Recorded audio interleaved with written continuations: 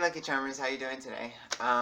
So I gotta be honest, I've come to kind of have like a love-hate relationship when I be making these videos where it's like I'm exposing, the truth with these guys in there, like to hear them tell it every time they come out, it's like, oh, I wasn't doing shit. Excuse me, language. I wasn't doing nothing, whatever, blah, blah, blah. But that is a lie. There is a lot that goes. There are guys that don't do anything. There are guys that don't do anything for real. But then there are just way too many guys that lie and do the most, and then act like they didn't do nothing. And I hate that. I hate it. I hate it. And I not only do I hate talking about it, to be honest, but I hate that it happened, and I hate that it was like it was pushed on me all the time. And I'm sitting here thinking, like, how is it that I have to deal with this? I'm not encouraging this, and yet at the same time I don't even get any credit for the fact that this is happening because y'all lie about it, so it just, anyway, let me get to my point where it's like, well, what the hell are you even talking about? Something that really kind of corrupted me while I was in prison is the double lives that a lot of guys lived. They would have wives, girlfriends, baby mamas, on the street, and they're talking to them every single day. The woman is putting money on their books every week and visiting them, on the weekends or whatever. And then they get off that phone and they come and try talking to me. I don't initiate the conversation. I don't talk to them. I don't even really encourage the banter. But here they are, day after day, trying to pursue me, sitting beside me, like at the table, trying to flash me their stuff when they're in the shower or maybe in the cell during lockdown, in the mirror or something like that. They tap and, trying to get my attention. And it's like, it just really, really used to bother me and piss me off. Now, I'm going to tell you two stories where, one, I didn't engage, and then one where I'm a really terrible person. But keep in mind, I was single, so I'm going to save the terrible story for the end, because maybe you won't be here, and you won't have to hear it. But, one thing that really kind of corrupted me a lot was, or one situation that really corrupted me big time was the difference in the sleazy guys that, have no conscience, and they're just, using the woman or whatever. Or maybe they think that she's doing whatever out there, so they justify it in their mind to just get by, and get theirs, while they're in here. But there was one guy in particular that was different. This is when I was in prison. Both of those kinds of situations happened at jail and in prison. It was worse in prison. Well, I don't know. Both was bad. But anyway, there was this one guy in prison that actually was really loyal to his wife. Cute guy, cute white guy. They talked all day long. Like, she must have just been home. They would talk literally all day long. Like 10 times a day, every single day. She came to visit him every single weekend. He was just doing his time, and she was doing it right there beside him too. He was nice to me, but like just basic politeness, you know what I'm saying? However, there were like 3 different times that I could tell, I guess whatever it was that they were talking about on the phone, probably talking about, hitting the sheets, memories of when they'd been, intimate with each other or whatever, just talking freaky on the phone. And he would get off the phone, and he's so excited and turned up that he would then come to me. And it just really, I didn't do anything with the guy. This is a time where I'm, I ain't got nothing on my conscience. But the other time I did, so I'll tell you about that one at the end. But this time, it just really shook me, because I just felt like, I'm like, oh my gosh, this poor woman, she's out there just waiting for him and hanging on to him, you know, through a phone and through visits, and, you know, just completely standing beside him and supporting him. And meanwhile, you know, he's coming at me after he's all fired up. And I knew that it would have meant absolutely nothing. And how would she have ever even known? And it wouldn't mean anything. I knew that I didn't mean nothing to him. And him coming at me like that meant absolutely nothing. But still in all, it's just not right. You know what I'm saying? It's just not right. And probably, and that just really just bothered me. It always just kind of like just stuck with me, because I saw him different from other typical guys. Like typical people, it's like they just really don't care. Like they're just trying to get through the time, and it just makes no difference to them, and they probably don't care what she's doing on the outside or whatever. I don't know. I just held him on a little bit of a higher standard. I thought that that was beautiful, that they were hanging on to each other so tightly, and then it's like, you know, then to still come at me, I don't know. It just, and probably the reason why I think that I held strong that time was because it came behind another time where I wasn't so strong.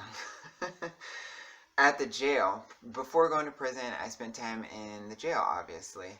And, you know, I was fresh in, I'm trying to already, like, trying to rationalize, trying to justify, because I definitely don't look good. This is not a good color on me. And I don't even know why I'm sharing it. To be honest, I don't know why I'm sharing this. But, I guess just to just tell it, I guess. Like, I feel like there's just so much lying all the time, and it just bothers me, and I think that's why I'm sharing this. But, you know, first of all, just to give myself some credit, I was single. When I went in, I was single. I had no obligations to nobody. I had no, I was free. You know what I'm saying? Like, I was just a single person, free to do what I want with whomever it is that I want. Just my business. You know what I'm saying? Young, single, and free. Okay? You got it. All right. So I'm in jail, and, I was in the trustee pod. There was an issue that happened in the trustee pod, and they moved me out of the trustee pod. At this jail that I was at, the classification process, they have a pod for it. It's called Phase 1. And Phase 1 is where you're just basically locked in a cell, you know, with somebody. You come out very little time of the day, and you're sort of like learning the rules of the facility. Like, they have inspection and stuff. You just, you know, they're breaking you into kind of, you know, just the structure of the place, and at the same time they're figuring out where they're gonna house you. You know, that's Phase 1. And then Phase 2 is actual general population. So even though I had been there, but since they took me out of the trustee pod and they're trying to figure out what to do with me and all this stuff, they put me in Phase 1. And I was in the cell only for 2 nights. This is how easy it is.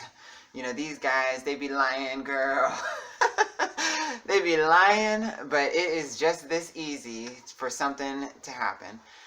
And this is shameful. I'm sorry to tell you this. So, okay, they moved me into Phase 1 in the cell with this guy. And right off the bat, whew, my attraction to him was on 10.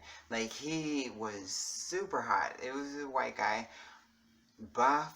Oh my gosh, had a body like a better than a supermodel. Like, I'm talking about the fitness people. Like, not even like a bodybuilder, but have you seen the CrossFit guys, the most fittest man in the world or whatever? Like, perfect body. I came in, and actually, this is how I knew there was some sort of mutual attraction. This is how I knew that there was some sort of mutual attraction. I came in the cell, and you know, it's always quiet when I first move into a cell with somebody, but he had a shirt on, and he takes his shirt. We start talking, actually, very briefly, like, hi, how are you, or whatever, you know, I'm good, or whatever. But then he takes his shirt off. that kind of said something to me, because as soon as I open my mouth, I feel like as soon as I walk into some place, like people can just look at me and they just be feeling like, oh, he's definitely gay. But then as soon as I definitely open my mouth, I mean, this voice, hello, like obviously I'm a gay guy, you know what I'm saying? But he takes his shirt off and leaves it off, you know. He just leaves it off, like his shirt's just off and he's just chilling. He kind of keeps, like, you know, walking around, kind of glanced over at me and stuff, you know. And I mean, I was 100% lusting for this guy, because I'm just like, wow, he is so hot. Like, he is hot. Hot. Like, hotter than Zac Efron. Like, he was like a really, really good looking guy. We start talking, I can't remember the conversation, but just talking about nothing, talking about jail. You know, he asked where I came from. I said I was in the trustee pod, and, you know, there was some garbage or whatever that had gone on. He was telling me that he was actually in the trustee pod, and got caught making hooch or whatever. At the jail, they still called it hooch, but in prison, they call it wine. I didn't even know you could make it at the jail, but since being in the trustee pod, he was in the kitchen. He was able to get, you know, the stuff to make it or whatever, and he was keeping it in like baby powder bottle. They came in and busted it and took it, you know, he got removed. At some point, like as the night is going on, we start talking sexual and all of this stuff. Anyway, ended up doing it. I will say that I was a little, I was a little bit disappointed, just only because I'm what they call a size queen. You gotta be this tall to ride this ride. Like, I'm just kidding, but I was a little bit disappointed, but the rest of the body was perfect and everything was fine. You know, it was great. You know, he was a beautiful guy, beautiful body, but anyway, and then just really quick, like really quick. I'm talking about 1, 2, he was done. But this is where the shame comes in. So afterwards, then, you know, we're talking a little bit more personally, because then now I'm asking questions. You know, first we were just talking about jail stuff, but now I'm asking questions just like, you know, do you do stuff like this on the streets, you know, whatever, you know. And he tells me that this is the first time that he's ever done that. I never know whether I believe guys when they tell me that. I've heard it quite a lot in my life, especially being locked up. I've heard it, you know, more times than I would have liked. You know, it's like, oh, this is the first time that I've done it. Maybe they were telling the truth. Maybe they were just completely lying, because who knows, you know, when it comes to guys, especially with homosexuality. But anyway, he's telling me, he's like, no, this is my first time and all this stuff, because I'm actually married. And it gets worse. It gets worse. He's married. He has 2 kids with this woman, and a third one on the way. She was pregnant and visiting him, and part of what he was so upset about leaving the trustee pod is that, you know, in jail you get 1 visit a week, but in the trustee pod you can get 2 visits a week. This pregnant woman was visiting this man 2 times a week to see him, and he was upset because he was missing those visits now. But it's like, meanwhile, we had just finished having sex. Oh my gosh. And this is where I guess I'm kind of like shameful, is you would think that that would have been it, you know what I'm saying? Like, I have enough self-respect, like, and I wasn't even that impressed with what he, you know, the tool he was working with, you know what I'm saying?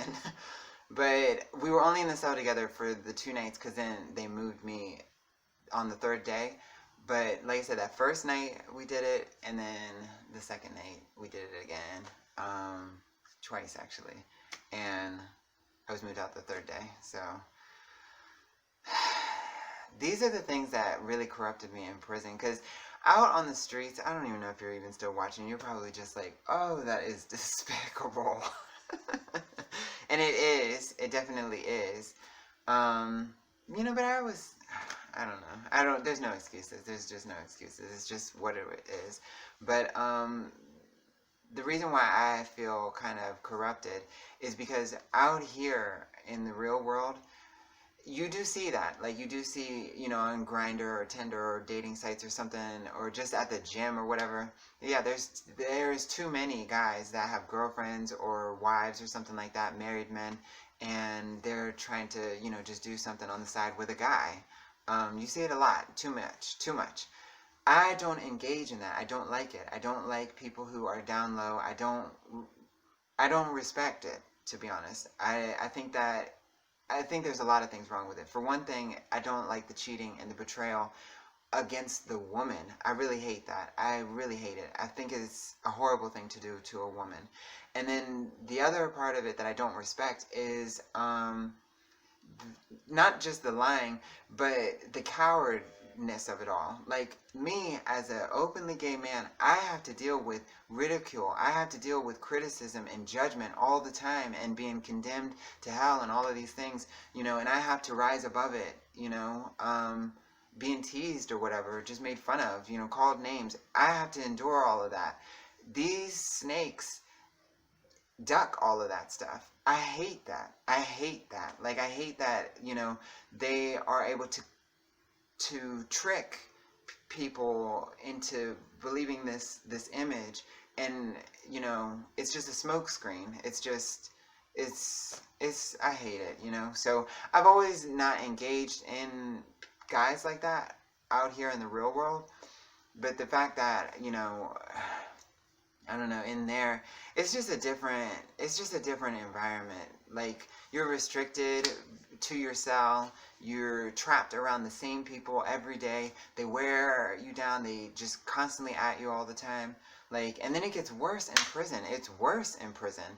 But that, I would say, I have to own that one, because after he told me, I definitely was, like, disgusted by that.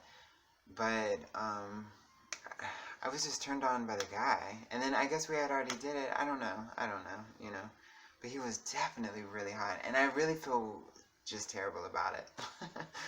That's probably why I guess I'm confessing my sins online.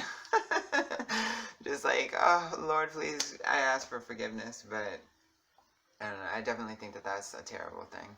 And the fact that he actually felt like nothing about it. Like, he still would be talking about his wife, like how frustrated he was that he couldn't see her twice a week and all that stuff. In my mind, it just blows my mind. It just blows my mind. But that's that story. Those are the only times that I really there's 3 times that I've talked on this, and it's only those 3 times that I've actually been really involved with it. Out of my whole time, the 3 years that I was in there, it was this guy with his pregnant wife. The video, I have it, suggested in this video. The guy I call Hercules in Scandal at the Jail, that's the same guy, so that's 2 guys. And then the dude who used to come at me, but I didn't do anything with him. So just 3 times that I would say that I was actually involved with it. It came at me a lot, but I just didn't engage, except those times. Those are the only times that I did, and I wish I could say never, but I'm only human, I guess, and apparently not that great of one, because I was in prison after all, so, but I'm doing my best. I'm trying to do my best, alright. I love you guys, and I hope that this didn't, offend you too much. I'm sorry, And for the women, this is it, and then I'm done. For the women that do have guys in there, you have to go with what you know and trust as far as your relationship with that guy. I can't tell you, because I'm certainly not going to say that every guy does this. It's not every guy. But it is more than what's being claimed, That's what bothers me, because I wish it wasn't happening at all, But it is what it is, And I'm just sick of the lying. That's just me, really. That's why I'm talking about it. I'm just sick of the lying. So, to become an official Lucky Charmer, make sure to hit subscribe. Love you. Bye.